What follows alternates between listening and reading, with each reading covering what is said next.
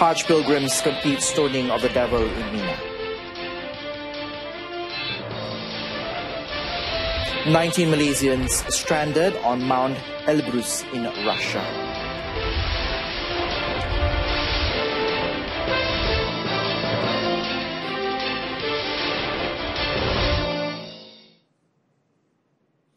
A very good evening and welcome. You're watching the evening edition of News on 2. I'm ADRIAN Sept.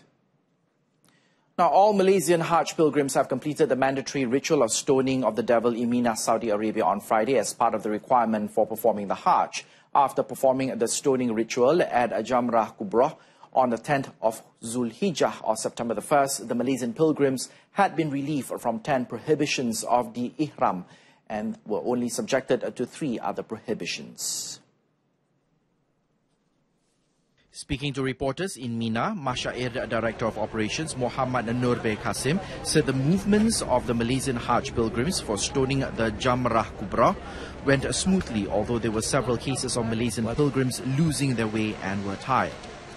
Pun ada beberapa aduan jemaah tersasar daripada perkemahan, tetapi pihak tabung haji di Mina Muasim ini kita telah mengenal pasti mereka dan juga memberi bantuan secepat yang mungkin, termasuk juga kita sediakan perkhidmatan pos menunggu untuk memandu arah mereka supaya tidak tersasar.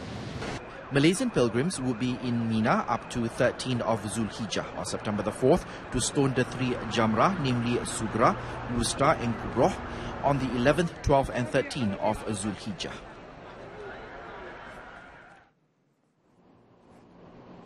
Muslim pilgrims on Saturday took part in the symbolic stoning of the devil ceremony in Mina as part of the Hajj pilgrimage. Hundreds of thousands of pilgrims made their way towards a massive multi-story complex after dawn to cast pebbles at the 3 large columns.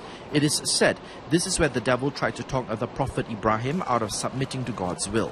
Mina is also where more than 2,400 people were killed 2 years ago in a stampede and a collision of 2 crowds that crushed people under the force. The Saudi government has since widened some roads in Mina to try and improve the safety of the Hajj.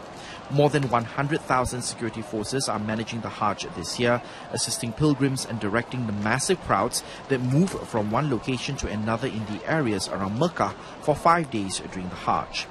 The 5-day-long Hajj is a series of rituals meant to cleanse the soul of sins and instill a sense of equality and brotherhood amongst Muslims. The Yang di-Pertuan Agong Sultan Muhammad V attended an Aidil Adha cow slaughtering ceremony near Panji Kota Baru, Kelantan today. A total of 62 cows were sacrificed during the event held at the Sultan Ismail Petra Silver Jubilee Complex. The king, who wore a black tracksuit, arrived at the complex at about 11:15 a.m. He was accompanied by Acting Sultan of Kelantan, Dr. Tengku Muhammad Faiz Petra. Also present were State Secretary Dato' Muhammad Fauzi Cik Mamat, Kelantan Islamic Religious Council Deputy President Dato' Dr. Nik Azlan Abdul Hadi and several state leaders. Dato' Dr. Nik Azlan said the meat was later distributed to some 1,500 underprivileged people in the state. He added that the people each received 2 kilograms of the meat. 12 cows donated by Prime Minister Datuk Seri Najib Tun Razak were slaughtered in the compound of his residence in Sri Kenangan, Pekan Pahang today in conjunction with Aidil Adha celebration. Pekan UMNO Secretary Dato' Ahmad Azmi Abu Talib said that the cows were part of the 458 cattle donated by the Prime Minister, who is also Pekan Member of Parliament and Pekan UMNO Chief, for the ritual of sacrifice activities in the parliamentary constituency. Pada tahun ini nampaknya lebih meriah kerana jumlah korban pun bertambah. Biasa dalam tahun lepas dalam 9 ekor, 8 ekor. Tahun ini kita dapat jumlah 12 ekor di sini. Di sini saja 12 ekor. Tempat-tempat lain pun tambah ayuklah. Dan di masjid-masjid surau-surau ditambah. Dato' Ahmad Azmi said this to reporters after the sacrificial ritual organised by Pekan UMNO. Also present were Deputy Pekan UMNO Chief Dato' Abu Bakar Harun and Vice Chief Dato' Khairuddin Mahmud. Approximately 200 Pekan UMNO leaders and members, as well as local residents, were involved in the activities, from slaughtering of the cows right to the distribution of the meat to the recipients. Apart from Pekan UMNO, a total of 60 mosques, 166 suraus, 33 government agencies and non-governmental organizations also received the cattle donated by the Prime Minister for the Aidil Adha celebration, which began yesterday. The Ministry of Foreign Affairs confirms that a total of 19 Malaysians who are on their climb towards the peak of Mount Elbrus in Russia were stranded following the mud flow that descended on Teskrol village on Friday. In a statement, Wisma Putra said the Malaysian climbers affected by the disaster are reported to be safe. Wisma Putra said all roads near the affected areas are inaccessible thus far, adding that the Embassy of Malaysia in Moscow is working closely with the local authorities to evacuate the climbers. Wisma Putra also urged Malaysians around the affected areas to contact the Ministry of Foreign Affairs in Malaysia or the Malaysian Embassy in Moscow at Mosfilmskaya Ulitzia 50 in Moscow. Wisma Putra also expressed hope that family members of those affected will remain calm while evacuation procedures are being undertaken.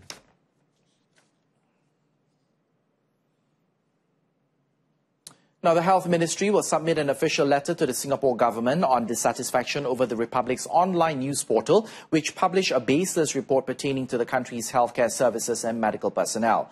Minister Dato Sri Dr. S. Subramaniam said the letter would be submitted in the near future after discussing with the ministry's legal team and the Foreign Ministry.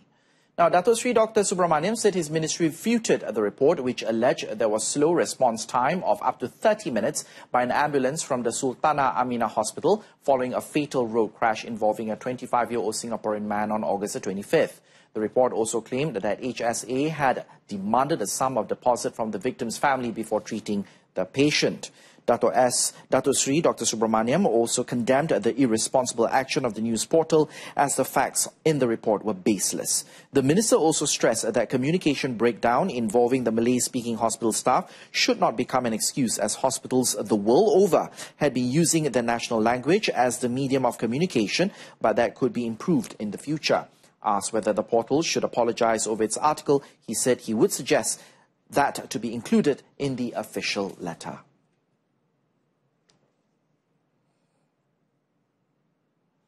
Sate Kajang Haji Samuri founder Dato' Haji Samuri Durrani died in his residence in Sungai Ramal Dalam in Kajang, Selangor at 12:05 a.m. today. Dato' Haji Samuri, 73, died of stage 4 liver cancer, which was detected since early this year. Dato' Haji Samuri's third child, Nur Ilyana, 37, said the cancer was detected after her father had gone for a health examination following complaints of abdominal pains. The funeral prayers for Dato' Haji Samuri was held at Masjid Al-Falah Sungai Ramal Dalam at about 8 a.m. and he was laid to rest at Sungai Ramal Dalam Muslim Cemetery at 9 a.m. He is survived by his wife, Datin Jani Muhammad Amir, and 5 children, namely Nur Sham, Sofian, Nur Ilyana, Shafiq and Nurul Akilah. Sate Kajang Haji Samuri currently has 20 branches throughout the country with more than 500 workers. There is no credibility to the study conducted by the Institute Darul Ehsan, or IDE, which claims that opposition parties can take control of 7 to 8 states in the upcoming 14th general election. Speaking at the Pahang UMNO Youth's Korban program in Maran today, UMNO Supreme Council member Dato Sri Tajuddin Abdul Rahman said the survey method used by the institute was dubious and not comprehensive enough. Majoriti berdasarkan kepada kajian 500,000 orang. Pengundi berapa? Saya rasa pengundi 11 juta ke 10 juta. So, tidak mungkin pendapat 200-300 orang, habis tinggal 500 orang mewakili pendapat umum. Dalam bahasa Inggeris disebut is not representative of the public opinion. You know? The opinion of only 200-300 people does not represent the opinion of the majority of the people, the voters. You see? When asked to comment on when the election will be called, Dato Sri Tajuddin said that it could be anytime soon given the goodwill atmosphere created by the successful KL 2017 SEA Games and the Merdeka celebrations.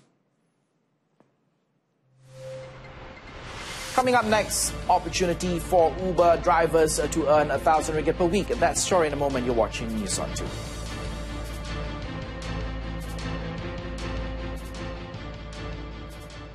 Your teeth are healthy. Yeah! Too bad the rest of your mouth may not be. 80% of oral bacteria aren't on your teeth. That's why Colgate Total reduces bacteria on teeth, gums, cheeks and tongue. Colgate Total cleans more than just teeth. Thanks for staying with us. Koperasi Amanah Pelaburan Berhad KAPB and its subsidiary Quick Ride Sdn Berhad is targeting over 6,000 registered Uber drivers by the end of the year. Successful candidates who meet the requirements can hope to earn at least 1,000 ringgit a week as Uber drivers. KAPB Executive Chairman Dato' Ilyas Mohamad hopes that those who are currently unemployed, new graduates and anyone who wants to earn a stable monthly income should take this golden opportunity. So I think perception rakyat Malaysia ni, especially the younger generation, perlu ubah.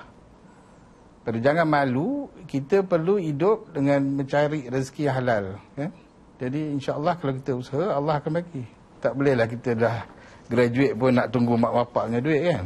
Misalnya you have a vehicle, you just pay 1,000 ringgit, you can make money from the vehicle.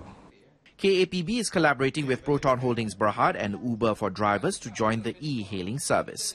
Those who meet the requirements will be able to rent either a Proton Saga for 45 ringgit per day or a Proton Persona at 55 ringgit per day. The program is expected to be launched by Domestic Trade, Cooperatives and Consumerism Minister Dato' Sri Hamzah Zainuddin next Tuesday.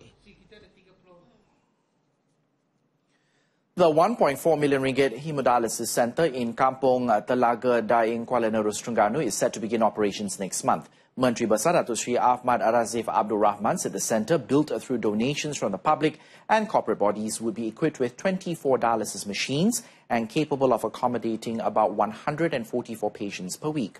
Speaking to reporters after a Korban and Zakat distribution ceremony in Seberang Takir today, Dato' Sri Ahmad Razif said the centre will be fully managed by the State Health Department and does not involve allocation from the government's coffers. He added that the initiative was aimed at alleviating the burden of kidney patients as treatment was costly.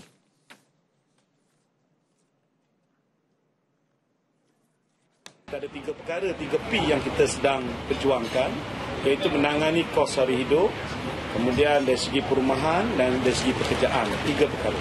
Jadi ini adalah salah satu yang kita buat yang boleh membantu. Walaupun penyelesaian ini adalah secara short term, tetapi kalau diamalkan, jadi budaya, maka perkara ini akan memudahkan. Iaitu yang ada kesenangan membantu kepada yang susah.